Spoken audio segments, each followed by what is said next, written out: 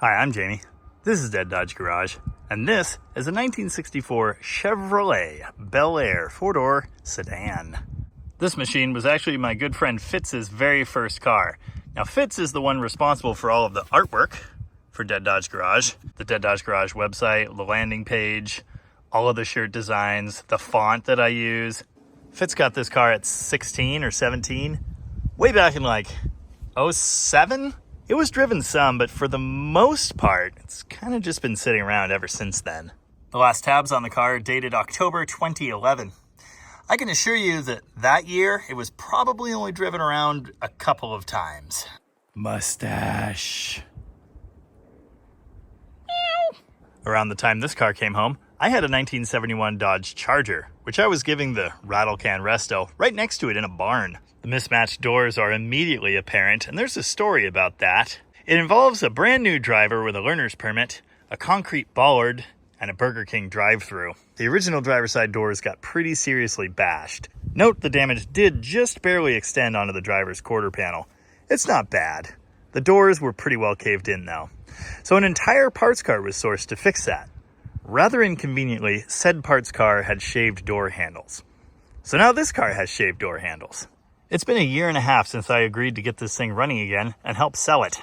A fact I am very ashamed of, in case you were wondering. Today, I need to get this thing running again. Something I've done like 3 times. You know, I started a revival video on this when I first picked it up. I filmed that first start after years. It wasn't very dramatic. It just took like 7.5 hours of cranking and pumping up a tire by hand, which was super fun. All that footage died the big death with my old computer, so here we are. Here's how you open the driver door. There actually is a second method as well. There are cables that run through the door jamb up into the engine compartment, so you can pop the hood and yank on that if you wish. Personally, I would like nothing more than to put stock handles back on it, but I don't have those parts. I don't have the original doors. I'm sure that stuff is out there because Chevrolet. But for now, this is what we got. The interior in the car is a little rough, just a little. I do like the Grant wheel. I don't think it belongs in this thing, but I like it. The back seat's covered with a blanket, presumably because this is all sun-baked and horrible. The main part of the cover actually looks decent, although it's been damp. The headliner's falling down. Shocking, I know. There's an insurance card in here from 2009. Yeah, that sounds more like it. Fancy performance gauges. I think some of them even work. Well, here's how you run the heater. That's not a 3-position switch, it's just falling off. Sure. Yeah, things have just kind of gotten worse in here, so it's going to need a good cleaning before it goes on to its forever home. It's quickly going to become apparent that I'm not exactly a Chevy guy, let alone a full-size Chevy guy. That would be my brother. He actually kind of knows things about them. Anyway, I'll do my best. You know, there are some rust spots, but overall, this car's pretty good. Well, let's call it pretty decent. Don't pick at the scab. I'm sure you'll be surprised to learn that under the hood is the most generic, predictable Chevrolet engine of all time. A 350. It's got them Ram's head exhaust manifolds. It's got big fancy Edelbrock valve covers with matching fancy finned air cleaner assembly. It's got some kind of generic 4-barrel manifold and an Edelbrock carb, which is great. And of course, it's got HEI ignition, which was fitted by modifying the firewall with a hammer. I'm fairly certain this was an original inline 6 car, and that's why the radiator is here. I believe there's a spacer piece that would be seen in an original V8. It's got a factory type master cylinder with the single reservoir, better known as the pump and pray. Behind the 350 is what I'm assuming is the original transmission, because you can do that on a Chevrolet. It's a Power Glide, 2-speed automatic. I checked all of this like a year and a half ago. Oh, I might not have checked it well enough. Anyway, remind me to add power steering fluid. Remind me to add coolant. This 350 isn't exactly anything to write home to mother about, but it was pretty sweet running. In fact, Fitz long had dreams of plucking it out of here and dropping it in a Nova or something. Huh. Well, I don't know where the coolant went, but it's not in there. Everything in there is fine. Come on, go back in the hole. Why? Years ago now, this car was dead right in the way in the garage. So my brother and I actually went and installed a fresh fuel pump, and this fuel filter and those lines and got it fired up again. We took it around the block. That was probably only 4 or 5 years ago. Try 9.5, brother. Mustache! What are you doing? If you start peeing on my stuff, we're gonna have some words. As mentioned, I did have this thing running already. It's died multiple times due to running out of fuel, which is kind of fine because the gas I was seeing in that filter was green. Ugh. So I dumped like half a gallon in it, got it fired up, and moved it to this spot so long ago that the ground was like mud. I also did a total Space Cadet move and left one of my good batteries that I used to start stuff under the hood here for the entire last year. Surprise, surprise, it was dead. So I put it on the charger last night and it's, well, bad. But it did take a charge, so how bad could it be? Oh, the weight, a sign of reliability. I always go for reliability. Okay. Spiders keep putting webs back up as fast as I can knock them down. I always get questions about why I don't use ether. Couple of reasons. First off, ether is pretty nasty stuff. It's kind of destructive, especially if used wrong, and I'm pretty good at using it wrongly, which is to say just pouring it in the carburetor. It's a good way to blow stuff up, especially stuff that's been sitting forever and hasn't had oil pressure in 30 years.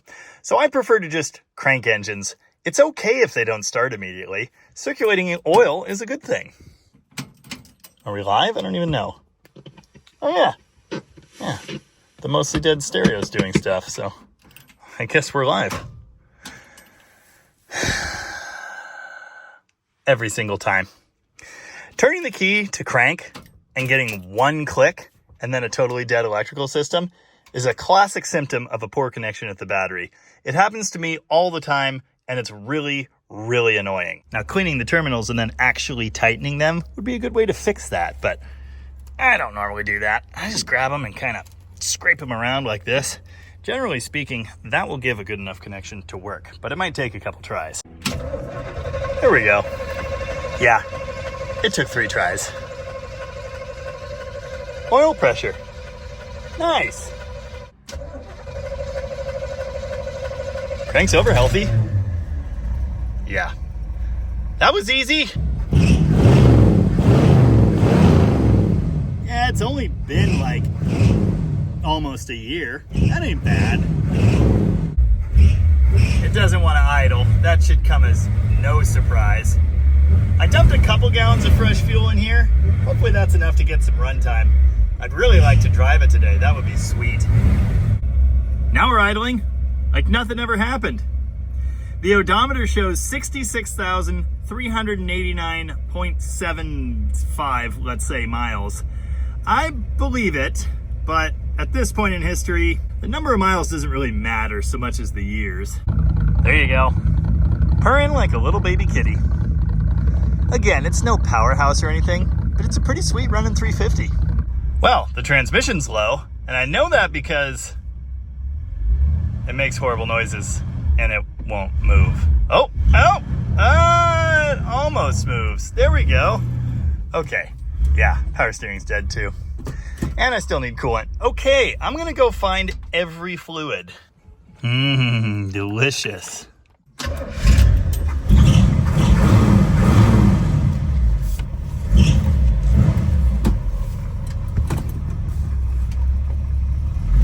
Woo! Yes. Don't ruin the flat tire. So I was backing this thing out and I heard a whooshing noise. I figured it out. Well, now it's got 2 flat tires, one of them like dead flat, and the brake lights are stuck on, and it smells. Man, I've seen tires explode, but never at half a mile an hour before. It's pretty impressive. Also, when I move it forward, I'm hearing that tread slap inside the quarter in the wheel well, which is cool. There you go. Nice. Did you know full-size cars are large? Well, they are. Dual giant glass packs. Well, yeah, that's why it sounds so awesome. Why are they on the outside of the frame, making it impossible to get my lift arms in there? Why, because X-frame, of course. Well, it's not the most ideal. I got these into the axle mount brackets on the frame, but these are on the pinch weld. Please don't fall apart. The good news is, this thing actually isn't all that rusty. It's just kinda rusty. I don't care who you are, that is awesome. Also dangerous. The wires tend to get a little stabby. Anyway, in case you've ever been curious what the inside of a radial tire looks like, it looks like this. Oh, that seems okay. Huh. Never heard of that brand of tire before. That's interesting. I do need to be very careful while I'm working on this thing. I don't want to disturb the ecosystem that's growing around it too much. So anyway, I guess I'm donating the old wagon tires to the cause. They're date coded 2016 and they're technically fine. Honestly, if I wasn't so much of an idiot, I'd probably just put those right back on the wagon, but I'm not gonna do that. I'm sticking with the awesome wheels. I'm gonna put those on these rally wheels, and then we'll have tires that hold air. Once again, things just look wrong because the car moved. Gotta do something with this stupid broken riding mower. I'm also gonna get an inner tube for that, so then the tractor works again.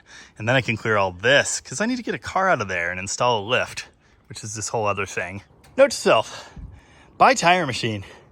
Would have paid for itself like this week alone. I did consider doing these the really hard, stupid way. Yeah, I think I'll just give the tire shop the 25 bucks a tire. No, these wheels were fine. Nothing wrong with any of that. The only problem now is all my trucks are full of garbage. It's fine. Oh, whatever. Anyway, I have a cargo Jeep. Dude, when I'm done with this Chevrolet, we'll do this one. Yeah, it needs tires too. Woo! Well, it could be worse. Woo! Why didn't he clean them?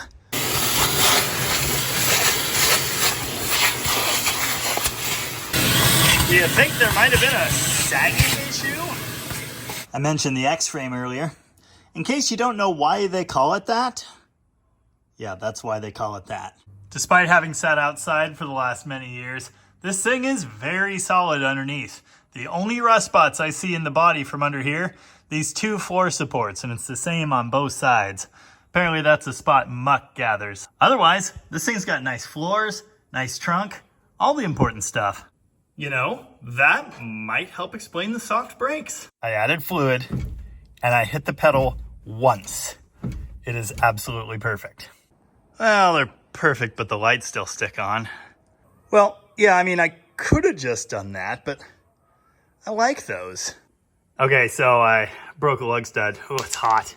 In my defense, it was bad. I barely got that nut off, but it still kind of sort of had some threads, and, well, I was going to try and ignore it. Anyway, 4 to 5, that ain't bad. Yeah, it could definitely use some more beef. I don't know if I ever pointed out that this passenger side quarter has also been scraped and repaired with a hammer. The good news is, with it back on the ground, you don't notice that so much. Back on the ground on rubber that at least does rubber things. That's great. You'll notice I've left the caps and rings off for now. I'm going to clean those wheels and hit those with the same shiny stuff I'm going to hit the paint with, and then we'll dress them up with the shiny parts. Working on Chevrolets is really weird for me. Mostly because the keys go in the way you'd think keys should actually go in things. Ooh, steering wheel. It's actually the stock unit. Is this mine? I don't think so. Maybe it just goes with the car. That is the most ridiculous fan shroud I have ever saw. Yeah! General Motors. Jumper cables included, free of charge. You know, if I knew there was a spare in here... needed 2 spares. I found the ants! Ugh. Not a fan of ants. This thing comes with some extra emblems and stuff. I'm gonna drop them in the... ants! Jesus. I'm gonna drop those in the trunk here with the stock steering wheel and this bush light sign. Free with purchase. Ants! This is an uphill battle. Anyway, unfortunately, this previously nice-looking backseat upholstery is disintegrating. As mentioned, I don't know much about full-size GM products, but I do know that for some reason the back seats get wet right there. And I know that because I had to ride in the back of my brother's 67 Impala for like 100 miles or 200 miles once. That was not pleasant. Dude, there's a trunk light, and it works. Price just went up. Okay, yes, there are ants. What's a few ants? He said, itchingly. Wow, there's actually no rat's nest under the back seat. Just some moisture and, well, you know. Remember when I said it had only been 5 years since I installed that mechanical fuel pump? Well, this is an old school O'Reilly commercial receipt from the old account before we actually properly took over our business, which means this was in 2015. Unfortunately, there's no precise date because these receipts were designed to fade away, you know, to delete your warranty or whatever. Anyway, mechanical fuel pump, some hose, and a Wix fuel filter. 2015, so that was 9 years ago. Listen, it's not great, but it could be much worse.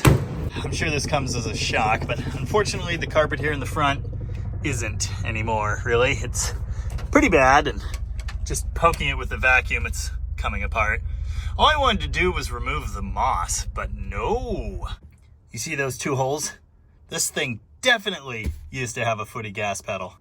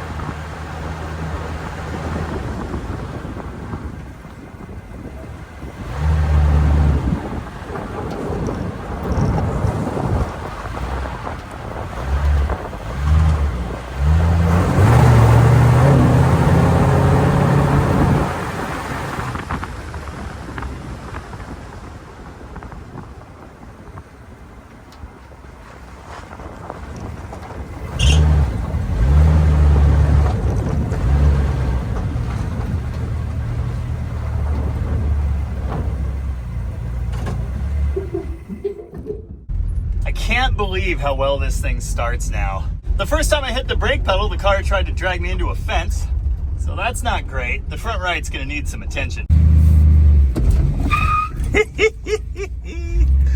Yeah, not great. How many Chevrolets? Yeah. Yep. That's too many. Yes. Why is it always getting dark when I'm trying to wash stuff? There we go. Descunging, engage. This is actually, well, it's doing something. It's been a really long time since this was washed, I'm sure. I know. Okay, that actually is pretty bad. It might be staying bad. Wow. The primer's actually kind of cleaning up. Dude, parts of this are actually looking really good. At least when they're wet. For some reason, I just jammed my pointer finger into a piece of trim. Yeah, it's turning funny colors. Yeah, of course, it's totally dark, so it's gonna be kind of hard to admire all my handiwork now. It is definitely slightly better than it was.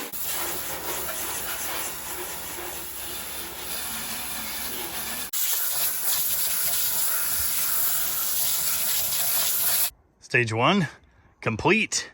Basic hand wash, done. I can't see it well enough to know if I missed any horribly large spots. Amazing? Probably not, but I have some plans. Years ago, I saw a picture of one of these things flat black. At the time, I was really into flat blacking everything, so I thought that would be a good idea, but I've come around to thinking that this thing's red enough to stay red. The problem is the doors. I've been trying to figure out what to do with those for a year and a half. But I think I've figured out what to do with them. We'll see how that turns out tomorrow, I hope. Door gaskets.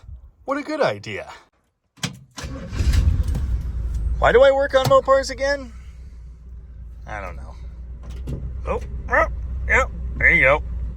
Oh yeah, it's high beams only. And no dash lights. Oh, wait. No. Okay, they do something. Gotta play with the switch more. A working fuel gauge Pure luxury. Stay. In case you were wondering, yes, my butt is soaked. This is my Ram truck. Notice it's shiny in places. It's shiny because I hit it with a coat of penetrol. And then I hit it with another coat of penetrol because I screwed up the first one. And 2 coats really works better anyway. Notice it looks way better than it did before. I really like how it shines the paint, or what's left of it, but it also brings out details like this primer. After seeing how well it worked on the roached paint on my Ram truck, I'm pretty sure the same penetrol treatment is going to make the Belair here look awesome. And I actually think it's going to look cool on the doors too. I could be wrong on that. We might end up painting those, but we're going to give it a try. I swear I did wash this area. I probably could have kept washing though. No matter. The magic shiny stuff will fix everything. I am going to wait a little longer to do that because things are still wet. And it's not raining, but it's like, I don't know, the air is just damp. It's just the Pacific Northwest, really. Unrelated, people keep asking me what that is. It's a Hyundai Accent, guys. No need to get excited. Cold start.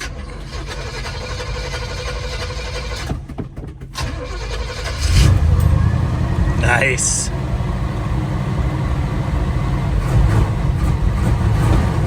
Not so nice. Ooh, it's got that glass pack crackle. I have decided to do something about this, because that doesn't seem safe. Charger's out. You know, this probably won't end up as shiny red as that, but a man can dream. Oh, in case you're wondering, yes, some of this could be buffed with success. Before I begin, I do need to scrape off these random chunks of plaster. This thing was inside for many years, and at least part of one of those years was spent under a loft being built, so I'm pretty sure that's where that came from. Dude, this thing really does look way better just clean. Well, I got that stuff off, but at what cost? Shiny, sticky mess making kit, a can of penetrol, a rag used for penetrol, and some gloves. I definitely recommend the gloves. This stuff's kind of nasty. This one dried out. I'm gonna grab a new one. Dude, it's 4 hours later and nothing has happened. I don't even know. Anyway, now let's make this thing shiny. You can very cleanly see my white pattern there. Yeah, I probably could have washed it a second time, but you know, I didn't wash the Ram truck at all and it came out fine. You can use just about anything to do this, but I've been using these microfibers. Fuzzy side, penetrol. Okay, here we go.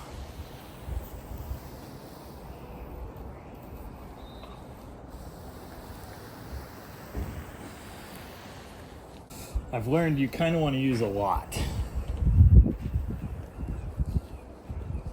Get off of there.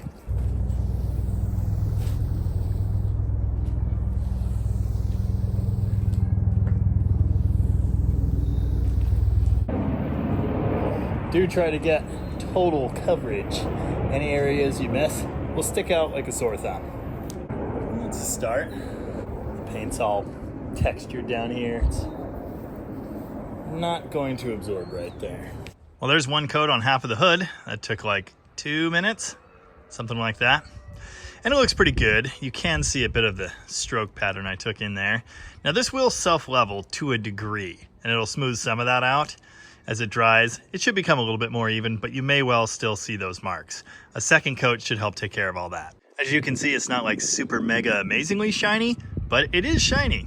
It actually reflects, unlike the dead side over there. You let that dry for 8 hours, or like a day in my case, and then you come back when it's nice again. So, 6 months from now probably. Do a second coat, it'll look real good. If you're into patina finishes, which, I guess I am. This stuff's kind of magic. Top of this door, haven't touched it. Top of this door, penetroled. It just brings out all the colors. It deepens the primer spots. It shines up the rust.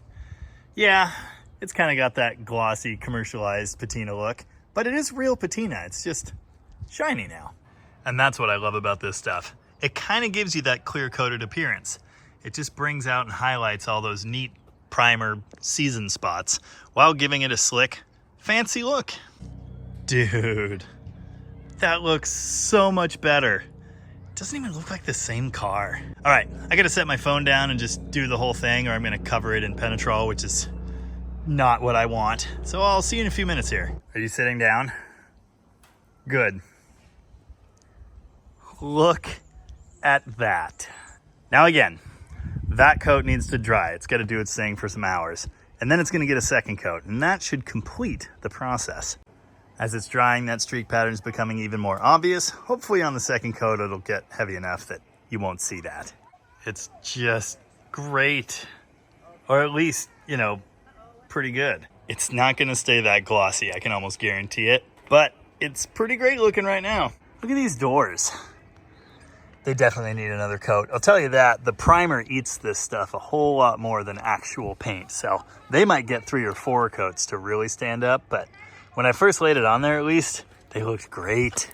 It's a cool effect. I really like how it darkens that red primer so it actually kind of sort of matches the car in places.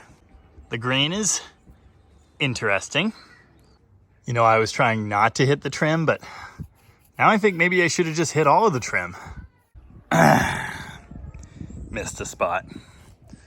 We'll just do that and it's fixed. I'm gonna pull this thing into executive parking in the shop so this stuff can dry overnight and hopefully not get covered in dust or rust or other horrible things. Here, this should stave off the loss of life thing a little longer. That gear indicator is all class. You know, I suppose this thing's due for an interior detail as well. That's not happening today. Dude, this tire, which is obviously destroyed, also just randomly let go, sitting here. It's not even on a car. That is the 3rd tire I've seen do that in the last 3 weeks, but the only one with no weight on it. Had to mess with the positive terminal. It did the thing again. Oh, another life hack. If you really have connection problems, you can flip these upside down and the taper will cut into it. Actually lock solid and make a good connection, but I didn't have to do that. I don't know why the idle's all surgy. I probably need to try and fix that. I've realized this car doesn't have a door mirror, and it's kind of inconvenient, if I'm honest. You know what? Maybe we'll park in the other spot. I'm not a Chevy guy, but this thing's a sweetheart. It runs nice, it's cleaning up nice, it's cool, it's got tons of style. The doors are still a letdown, but I choose not to worry about that. Just as long as neither of these bursts into flames spontaneously in the night, we'll be good. Here we are the next morning. Those streaks are still very visible, so hopefully the second coat knocks that out. Do I just go ahead and hit all the trim with the stuff too? Look how much better that looks. Yeah, I could try and polish it, but I honestly don't know if it'll ever end up that good looking. Meanwhile, this is quick and easy and looks pretty nice. I forgot that strip. That's gonna be very important. I will tell you, the camera definitely deepens the color a little bit. In real life, it's slightly more orange, but man, this looks sweet. Just so much better. And yes, I parked it right back in the same spot. Second coat, coated. Here's what the hood looks like now. Much, much better. Although you can still see the odd stripe here or there. Overall, it's pretty good, especially this side. I did a super wet coat this way, and then I crisscrossed it this way, and then I think I went this way again. That seems to have helped smooth it out quite a bit. Obviously, there's a bit of an art to this, and I'm not exactly that kind of artist. Anyway, it's pretty good. I'm gonna call it good enough. This just does not look like the same poor abandoned sedan that's been in my yard for almost 2 years. It's way, way better, and I'm very pleased, especially considering how little work it took. Shiny primer. Maybe it's a little cheesy, but I like it. Well, done. Minty. Okay, I need to fix that, I guess. Also, some polish or some Coca-Cola on that rusty chunk of bumper would be a really nice idea. The wheels were a bit of a disappointment. I mean, so were the holes, but anyway, they don't exactly match. They're kind of like pink. And there it is, right back in its natural habitat, next to the Valiant. Nice. Can't even begin to tell you how pleased I am with how this turned out. There are a few more things I'm gonna have to do before it actually gets listed for sale. Cleaning up that poor 350 under the hood, that would be a nice touch. I should get all fancy and like clean and paint that stuff, but that's not happening. This front right brake is still a little goofy. It does seem to be better this morning. The steering wheel wasn't jerked out of my hands quite so violently, so I'm pleased with that. I'd love to take it for an actual test drive, but it's still almost out of gas. I'm out of time to go get gas. I'm supposed to go drag racing today. It's a full-size Chevy, pretty sure it drives like a boat. I'm pretty sure this thing would be the belle of the ball at a local car show at this point, even with the goofy doors. Somebody out there needs to own this, and hopefully I find them soon enough. Think I'm gonna have to put the shiny sauce on the 63 too. Maybe. There's the hot tip for you though. If that's the look you want, the shiny patina, Penetrol. It's cheap, it's easy, it's very effective. You may be thinking this finish won't last very long. Well, and you may be right. I've seen examples of it left out in the weather for a couple years, and it did maintain some shine, so we'll see how that works out. Of course, it does rain here a lot, and that might change things. Yeah, I've got to at least clean the dash, and I have to fix the glove box. That is just maddening. Then I think this thing's just ready to sail out of my life.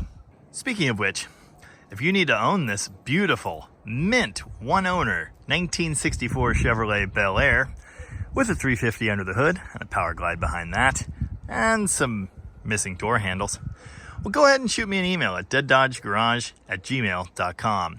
It's located in Western Washington. You can just about smell the ocean from here.